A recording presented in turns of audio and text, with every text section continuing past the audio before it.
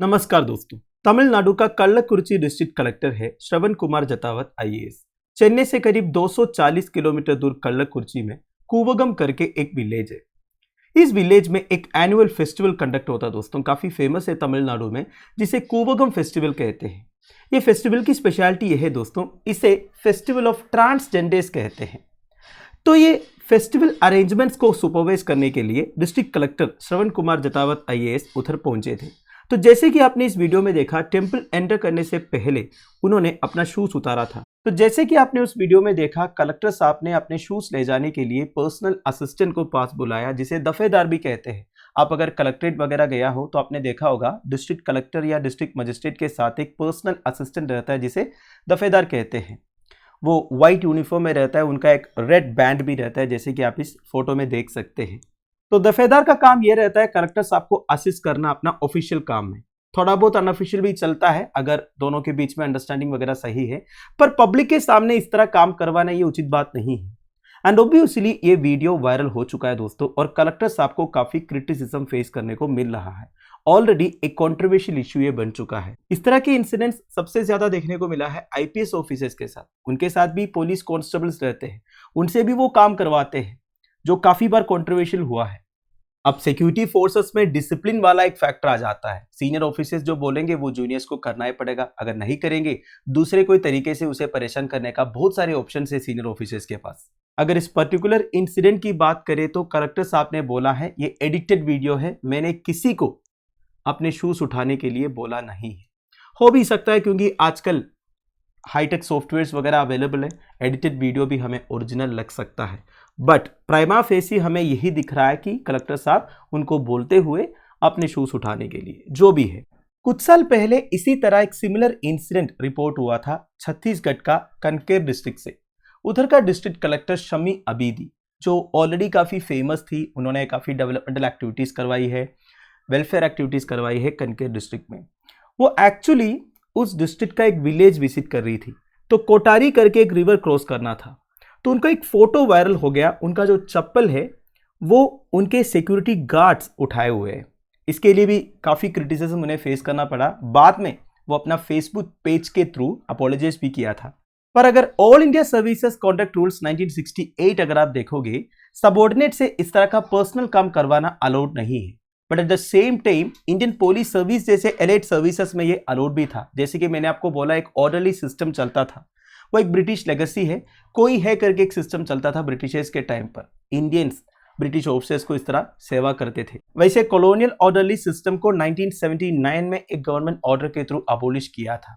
फिर भी अभी भी अगर आप देखोगे ना, सीनियर पुलिस ऑफिसर्स के घर पर या फिर क्वार्टर्स पर जूनियर पुलिस कांस्टेबल्स को अटैच किया हुआ है।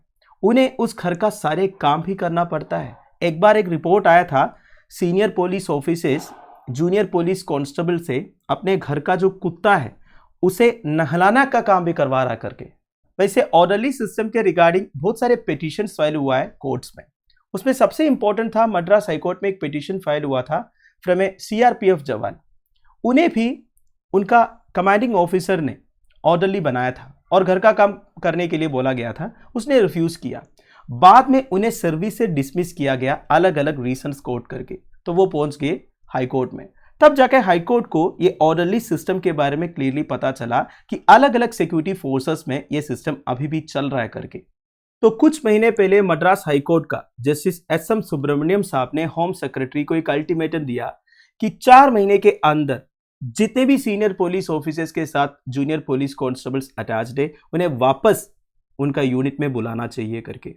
अगर ऐसे नहीं कर रहा है, उनके against all India services contract rules 1968 के अंडर एक्शन भी लेने के लिए जस्टिस एस.एम. सुब्रमण्यम साहब ने बोला है। और जज साहब ने सारे सबऑर्डिनेट पुलिस पर्सनल को ये लिबर्टी भी दिया है, अगर कोई ऐसा आपसे कोई काम करवा रहा है, उनके खिलाफ में कंप्लेंट्स रजिस्टर करने के लिए। तो ये रहा पुलिस सर्विस की बात। अगर इंडियन एडमिनिस्ट्रेटिव सर्विस की बात करें, कोई भी आईएएस ऑफिसर अपने सबऑर्डिनेट्स को अपना पर्सनल असिस्टेंट बना नहीं सकते। हाँ, ऑफिशियल काम में असिस्ट करने के लिए हो सकता है, पर उनसे कोई पर्सनल काम आप नहीं करवा सकते। इवन दफेदार से भी आप कोई पर्सनल काम नहीं करवा सकते जो उनकी डिग्निटी को हर्ट करे। अब ये सबको छोड़ के और एक खतरनाक टाइप का सिस्टम चलता है दोस्तों इंडियन आर्म्ड फोर्सेस में, या फिर आप बोल सकते हैं डिफेंस में। सबसे ज्यादा तो इंडियन आर्मी में आपको देखने को मिलेगा। एक नॉन कमीशन रैंक का सिपाही को सीनियर ऑफिसर्स के घर पर अटैच करते हैं, उन्हीं के साथ रहते हैं। उनका काम यही रहता है कि साहब का ड्रेस रेडी करना, जूता पॉलिश करना, घर का सामान मार्केट से लेके आना, ये सब काम रहता है। इसके रिगार्डिंग भी काफी सारे कंप्लेंट्स पहुंचा है, पर अनफॉर्चुनेटली अभी भी ये सिस्टम चल रहा है दोस्तों। As per defence rules senior officers जो है इस तरह एक सहायक को रख सकते हैं। अब अनफॉर्चुनेटली हमारे डिफेंस फोर्सेस में, basically army, navy and air force में जो सिस्टम चल रहा है वो तो ब्रिटिश एरा का सिस्टम है। बेसिकली ब्रिटिशर्स ने जो छोड़ के गया है उसे ब्लाइंडली अभी भी फॉलो किया जा रहा है। कुछ साल पहले प्राइम मिनिस्टर नरेंद्र मोदी जी ने भी ये बोला था कि ये सारे सिस्टम को रिफॉर्म करने की जरूरत है। अब रिफॉर्म्स क्यों नहीं हो रहा है दोस्तों? क्योंकि रिफॉर्म्स अगर लेके आना है तो उसका इनिशिएटिव लेना चाहिए सीनियर ऑफिसर्स को।